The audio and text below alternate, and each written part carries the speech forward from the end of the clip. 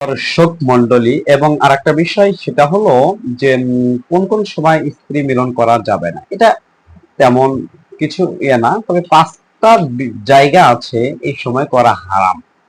এই পাঁচটা জানতে হবে। এক, যখন মেয়েদের পিরিয়ড চলে, মাসিক অবস্থায় সহবাস করা হারাম। দ্বিতীয় অবস্থা নিফাস, অর্থাৎ যখন সন্তান জন্ম হয় তারপরে যে রক্তটা আসে ওই সময়টাতে স্ত্রী মিলন করা হারাম। তৃতীয় নাম্বার, ইহরামের সময় স্ত্রী মিলন করা হারাম।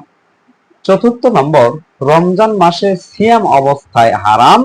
পঞ্চম নাম্বার, কাবা শরীফ যখন তওয়াফ করে সেই সময় স্ত্রী মিলন করা হারাম। এই পাঁচটি জায়গা ছাড়া পৃথিবীর অন্য কোনো জায়গায় হারাম নেই, নিষিদ্ধ নেই, সব জায়গায় জায়েজ। যখন ইচ্ছা তখন আপনারা এই কাজ করতে পারবেন, স্বাধীনতা। স্ত্রী মিলন করা হারাম নয়, জায়েজ জায়েজ 100।